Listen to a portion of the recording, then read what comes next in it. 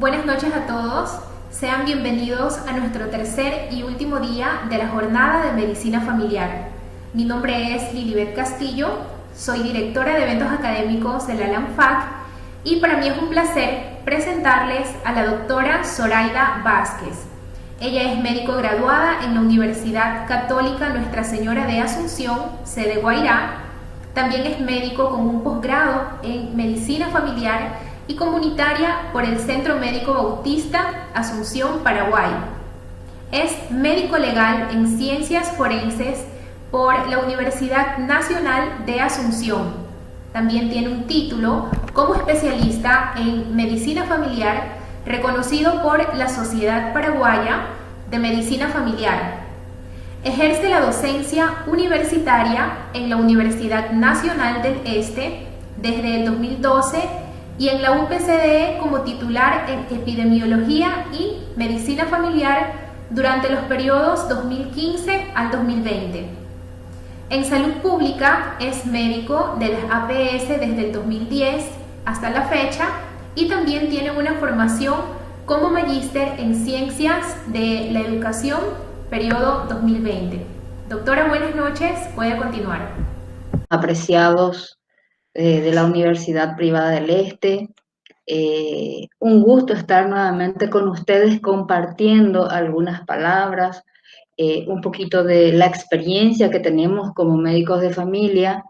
Y en esta ocasión me toca compartir con ustedes un tema que me han solicitado, que es justamente la situación actual de la medicina familiar en Paraguay. Y bueno, desde esta humilde servidora vamos a compartir con ustedes algunos datos, algunos números y por sobre todo una reflexión acerca del rol tan importante que tiene justamente el médico de familia actualmente en el mundo entero y principalmente desde la óptica y desde el enfoque de la salud como un derecho para todos y como eje principal de todo Ministerio de Salud Pública a nivel mundial. Entonces, compartimos un poquito nuestra presentación. Eh, Seguidamente,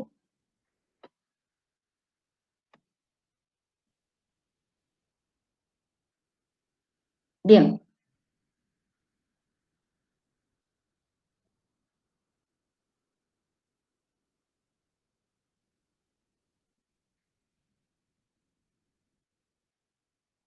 entonces, como les decía, recordándoles a ustedes, como siempre, que yo formo parte del Ministerio de Salud Pública en Paraguay hace más de 10 años, y bueno, desde esta pequeña óptica y desde la experiencia que me toca vivir, entonces es lo que quiero mostrarles, esta situación actual justamente de la medicina familiar y comunitaria en Paraguay para aquellos que no tuvieron la oportunidad de estar conmigo en aulas.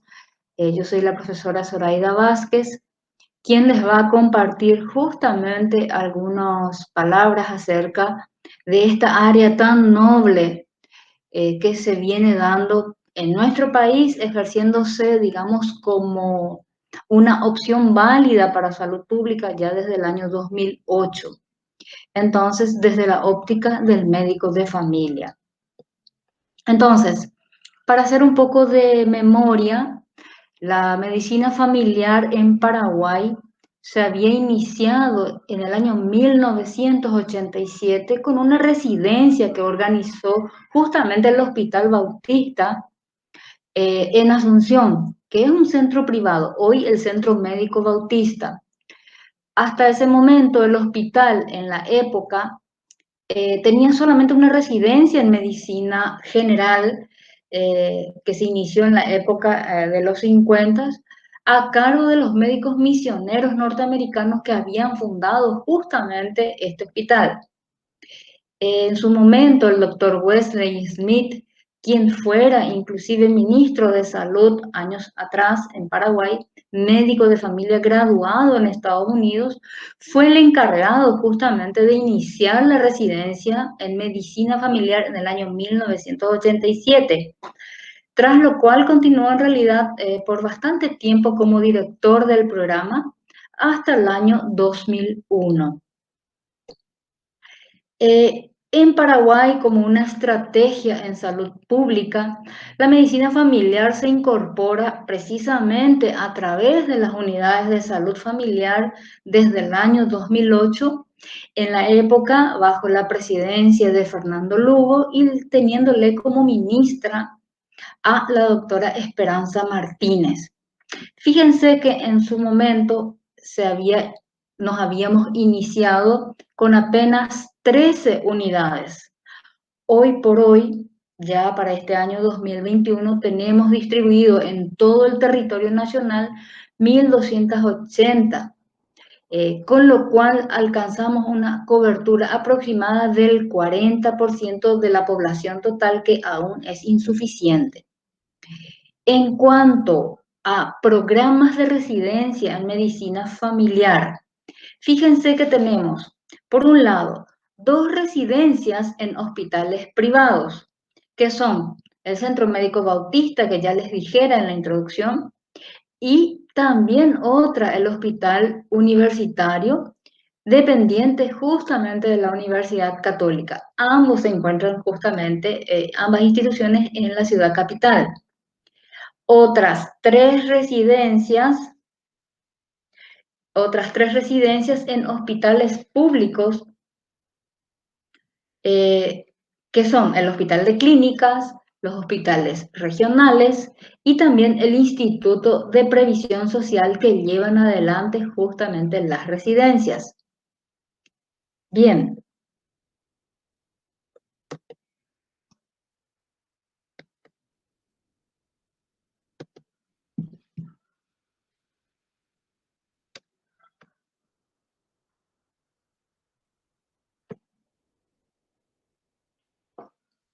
Todas las residencias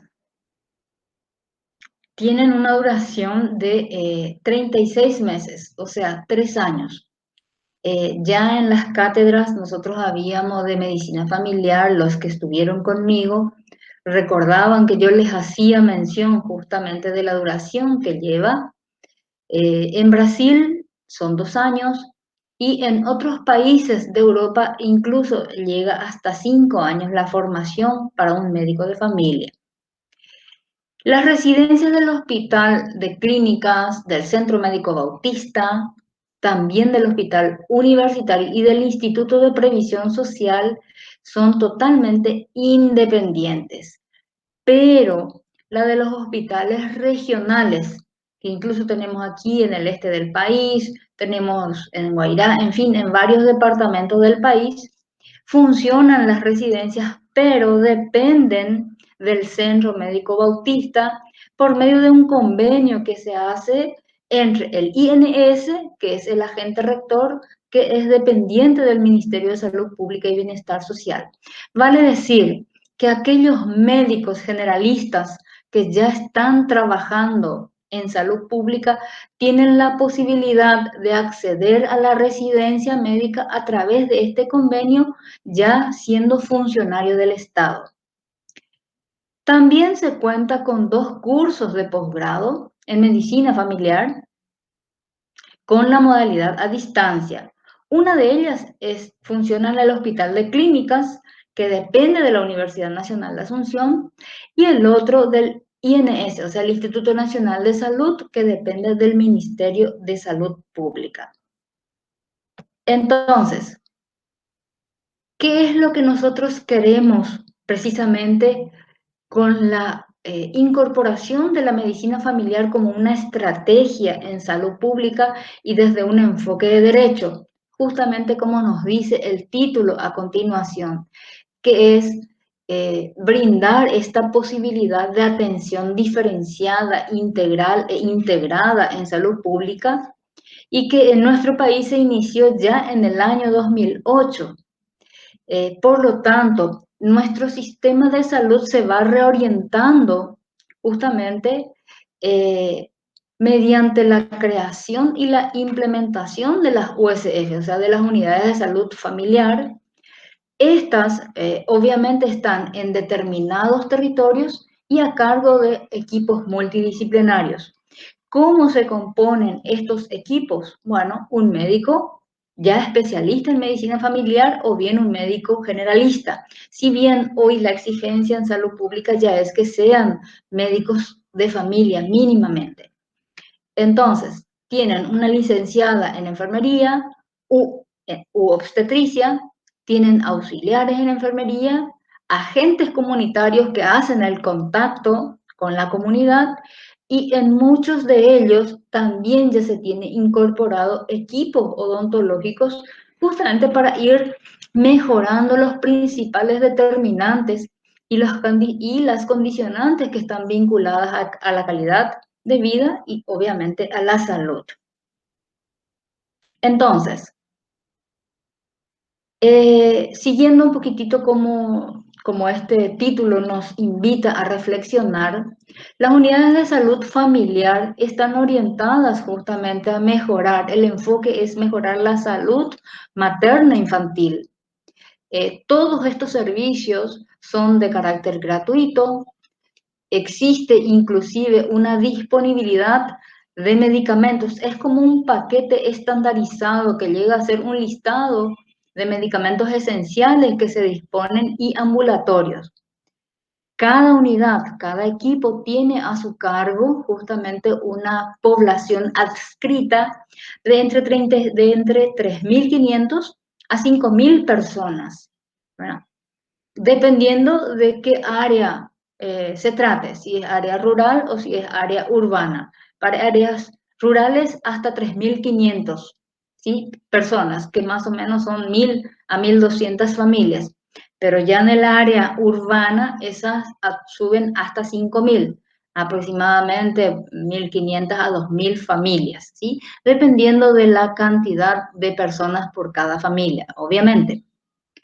Entonces, las atenciones, ¿qué pasó con esto, con esta incorporación? Es que justamente desde que se han instalado estas unidades, la cobertura en salud ha mostrado un nivel bastante interesante, ¿verdad? De un 31 a 34% de la población total. Pero, como les decía al inicio, es aún insuficiente porque se espera llegar con la incorporación de más unidades a cubrir por lo menos el 60% de la población total.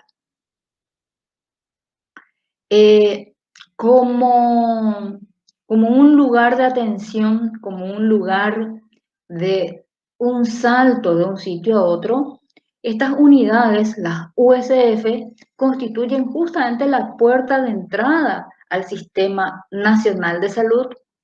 Eh, Estas plantean un nuevo paradigma. ¿Por qué?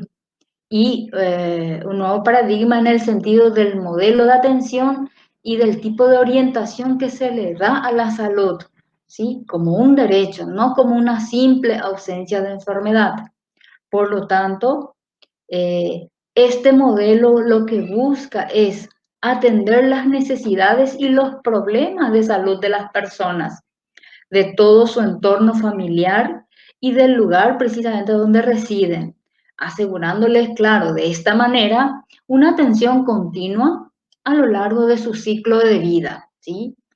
Por lo tanto, un médico de familia normalmente acompaña todas esas etapas, ¿sí? De la preconcepción, la concepción, el nacimiento, la niñez, la adolescencia, la etapa del adulto mayor y el de la tercera edad. En fin, estamos presentes en todos los ciclos de la etapa de vida de una persona y por lo tanto la intervención que se hace, ¿verdad?, en cuanto a los determinantes de salud de esta comunidad. Dijimos aquí justamente en este apartado, fíjense, ¿verdad?, de que depende mucho del lugar donde residen. ¿Qué significa? Que la necesidad que tiene una población en una región, en un estado, es totalmente distinto al otro. Por lo tanto, implica justamente el manejo epidemiológico de las enfermedades de esa región en particular, ¿sí? Por lo tanto, lo que yo más voy a encontrar en esa zona es una enfermedad típica de una zona templada, de una zona fría o de una zona árida o calurosa, que es una realidad que también ustedes tienen en su país, en particular hablando un poco del Brasil. Bien, entonces, si bien este es un modelo de atención que significa para los gobiernos y para el Estado en particular un menor costo, porque sabemos y está comprobado, ¿verdad? Y es simplemente googlear y encontrar los números y las estadísticas que nos traen eh, todos los ministerios de salud de los otros países de primer mundo. Los costos en salud son mínimos cuando trabajamos desde la prevención, ¿sí? Para nosotros, y como una realidad latinoamericana y de muchos otros países que todavía estamos, ¿verdad?, en vías de mejorar nuestro desarrollo, también tenemos muchísimos desafíos que seguir eh, corriendo detrás, que debemos seguir ese camino ¿verdad?, de ir mejorando cada día más. Una de ellas es ampliar justamente el acceso equitativo a los servicios de salud. Vale decir, llegar a más personas, a más familias, dar esa oportunidad, ¿verdad?, en su territorio, en su casa, en su comunidad, de tener justamente un servicio de salud de calidad y con calidez. Obviamente, para lograr eso también debemos nosotros fortalecer la rectoría y gobernanza, que tiene mucho que ver con el trabajo que se hace desde el punto de vista administrativo y de la gestión de cada gobierno, ¿sí? También, ¿verdad?, y van muy de la mano con este punto, es aumentar y mejorar el financiamiento con equidad, con eficiencia, etcétera, ¿sí? Al igual que fortalecer justamente la coordinación intersectorial para abordar más determinantes de salud. ¿Por qué hablamos de esto de fortalecer la coordinación intersectorial? Porque recuerden ustedes que en salud pública siempre se trabaja como si fueran redes, desde una base de la pirámide hasta el punto más alto, que es la cúspide, porque van a haber problemas que nosotros vamos a detectar en la comunidad y no vamos a poder resolver en ese nivel porque estamos en un nivel de atención primaria. Por lo tanto, las redes tienen que poder ser viables, tienen que funcionar como para que yo pueda derivar a ese paciente en pos de una solución de un problema identificado. Por ejemplo, ¿sí?, de nada me sirve llegar a hacer un diagnóstico de una apendicitis aguda en un niño de 8 años y no tener ese trabajo en equipo, esa coordinación intersectorial y de poder derivarlo oportunamente para que llegue a su cirugía. Caso contrario, el trabajo de atención primaria, ¿verdad?, sería inválido, ¿sí? Entonces, a eso se refiere un poquitito este punto, que no deja de ser una realidad, ya como dije, en todos nuestros países latinoamericanos. Otros desafíos, bien, otros son resolver otros problemas sociodemográficos, ¿ya?, y ambientales que inciden en salud. Este es un punto que siempre nosotros hemos insistido en las aulas, en las distintas cátedras, ¿sí? En epidemiología, en medicina familiar, también en salud pública, se insiste mucho también en medicina de la comunidad, etc. ¿Por qué? Porque existen ciertos factores que no son propios o inherentes solamente a salud y que tienen una incidencia muy grande en el mismo. Vale decir, factores como por ejemplo la carencia de trabajo adecuado, si no tenemos acceso a caminos, si no tenemos agua potable, si no tenemos el alcantarillado, la disposición adecuada de residuos sólidos, entre otros, sería inviable hablar de salud como derecho porque estos factores o estos elementos son factores que inciden, ¿verdad?, en la salud, son determinantes que afectan positiva o negativamente en nuestro estado de salud.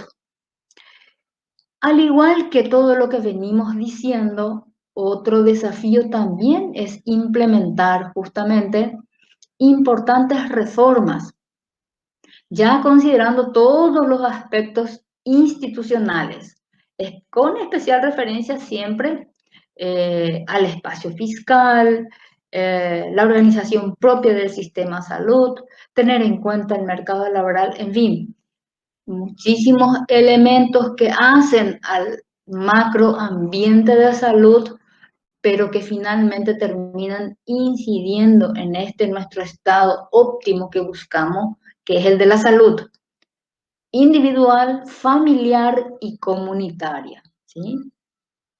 Bueno, entonces, a modo de conclusión y sin querer extender demasiado, porque este es un pequeño aporte que les va a brindar a ustedes la curiosidad de buscar algo más. Les invito a que busquen la realidad actual, cada uno de ustedes del país de origen de donde están viniendo, o de la región de donde ustedes están viniendo y donde piensan volver cuando egresen. Por lo tanto, quisiera compartirles a modo de conclusión una pequeña encuesta que justamente había llevado a cabo ya en el año 2013. Es una encuesta, diríamos, tal vez desfasada, pero muy representativa, que había hecho justamente la Cátedra de Medicina Familiar de la Facultad de Ciencias Médicas de la UNA, acerca de qué percepción tenían los usuarios que frecuentaban las unidades de salud familiar en varios puntos del país, al igual que estas mismas personas, pero que acuden a los consultorios de la, ¿verdad?, de la UNA, precisamente, o sea, de la Facultad de Ciencias Médicas de la UNA, que en este caso funciona en el Hospital de Clínicas en Asunción. Y cuánta sorpresa hemos encontrado a menos de 5 años de haber implementado justamente la estrategia de la atención primaria a través de la medicina familiar. Habían encontrado ya en aquel entonces de que se valoraba bastante el buen trato y la comprensión clara de las indicaciones dadas por el médico. En fin, ¿qué es lo que marca entonces la diferencia en cuanto al enfoque de la medicina familiar, que es un enfoque biopsicosocial, es un enfoque, vamos a llamarle holístico, con respecto a la medicina tradicional en la que se mira la patología, no se mira a la persona? Las personas entonces se sienten que el médico se interesa por la persona como un todo y por lo tanto eso significa desde el punto de vista psíquico una adhesión muy importante a su médico de cabecera, a su médico tratante, y obviamente eso es lo que nosotros esperamos, esa adherencia, eh, esa facilidad con que el usuario o el paciente responde fielmente a su médico tratante. Y todo eso solamente podemos lograr, vuelvo a insistir, con el enfoque biopsicosocial. Debemos nosotros, ¿verdad?, tener la capacidad de entender que primero está la persona como tal y luego está la patología. Nadie niega que la patología es importante, por eso estamos estudiando, nos estamos preparando. Pero desde este enfoque, que es mucho más humanitario, ¿sí?, vamos a lograr mayores beneficios, ¿sí? Más aún hoy por hoy, en que esta situación de la pandemia nos ha sensibilizado a todos, nos ha tenido un tanto alejados detrás de las pantallas e incluso nos ha obligado a reorientarnos y a reinventarnos como médico de familia, tratando de hacer lo mejor posible, por ejemplo, por medio de una telemedicina. Y bueno, Todas esas son situaciones que hacen que nosotros como médicos de familia podamos, ¿verdad?, tener un rol muy importante en la vida de las familias o de una comunidad. Y crean ustedes que el trabajo es bastante satisfactorio. Es desde el punto de vista, digamos, de la motivación personal, una motivación no económica, ¿verdad?, que es lo que también nos mueve como personas, hace con que realmente nos sintamos valorados en nuestra profesión y en nuestra especialidad en particular. Y bueno, eso era todo, chicos, lo que quería compartir con ustedes. Algo corto, algo representativo y algo que espero, ¿verdad?, también les incite la curiosidad a seguir buscando algo más, ¿sí? A modo de traerles como una especie, digamos, de corolario, esta es la distribución justamente que tenemos a nivel país, de la distribución georreferenciada de la ubicación de las distintas unidades de salud familiar que tenemos a nivel país. Como les dije al principio, 1.280 unidades. Y fíjense cómo parece que estamos muy hacinados en esta región, en la región oriental. Y entenderán, obviamente, ¿por qué? Porque esta es una zona mucho más árida, la zona del Chaco. Esta misma realidad ustedes van a encontrar en su país de origen.